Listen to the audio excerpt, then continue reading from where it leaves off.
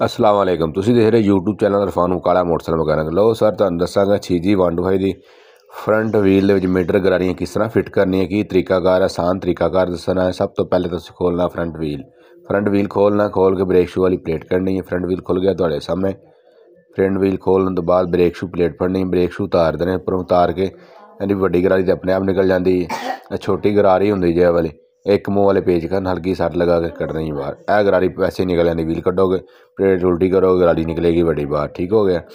यह वड्डी गरारी है मीटर गरारी प्लास्टिक दी गरारियां होंदियां ने। CG125 नवे मॉडल एक मुँह वाला पेचकस लिया असी गरारी दी रखांगे बैक साइड का, निक्की गरारी दी थोड़ी जी सट लावांगे, हल्की सट्टा लावांगे 2-4 तो गरारी बाहर निकल आएगी। चेक करो कि जगह पेचकस रखना है, किस तरह सट लगानी है। ठीक हो गया। यह देखो तुहाडे सामने जे सट लगा के हल्की थोड़ी दे नाल प्लास्टिक की गरारी बाहर निकल आनी। तुहाडे सामने हल्की हल्की सट्टा लगानियां 2-3 गरारी बाहर निकले, ज़्यादा जबरदस्ती नहीं करनी। प्लास्टिक की गरारी होंगी है। यह लो गरारी बाहर निकली, परली साइड तो गरारी निकली है। चेक करो गरारी निकली, इहदे उपर एक बुश होंदा ब्लैक रंग का काले रंग का, बुश है नाल गरारी है तो नाल बुश है। ठीक हो गया। जिस तरह कटिंग तुहानूं उस तरह फिटिंग करने का तरीका भी दसांगे।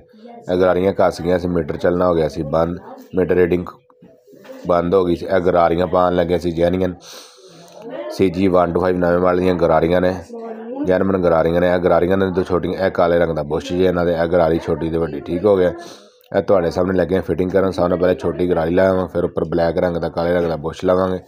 बुश ला के पेचकस या कुछ लेवर वगैरह तारना गरारी सीधी करके रख लांगे। उस तो बाद लवांगे टी 8 नंबर की, उपर लावांगे थोड़ी हल्की हल्की सट, ज़्यादा सट नहीं लानी, हल्की हल्की थोड़ी ना सट लावांगे 8 नंबर की टी दे नाल।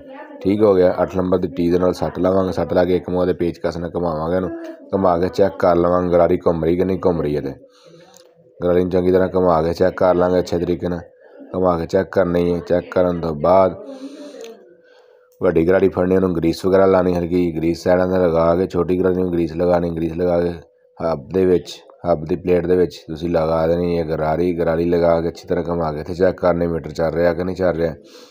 तो हब के किहड़े हिस्से किस तरह फिटिंग होनी भी तुहानूं दस्सने। हब दे टक्कर लगी पुरानी गरारी ला के तुहानूं दस्सा रहे, इत्थे टक्करां लगा के इत्थे फिट आनी जे प्लेट। ठीक हो गया। इन किनारियां ने वालियां देखो, यह किनारियां उत्थे हब दे विच जिहड़े हिस्से तुहानूं दस्सिया उत्थे फिटिंग लगनी। प्लेट लगा लो, ब्रेक शू चढ़ा के व्हील करो फिटिंग, व्हील फिटिंग करके तो एक्सल लगावांगे। एक्सल लगा के तुहानूं कस के दिखावांगे, सारा कुछ फिटिंग करके दिखावांगे। फ्रंट व्हील का एक्सल लगा है, 19 नंबर का पाना लगना।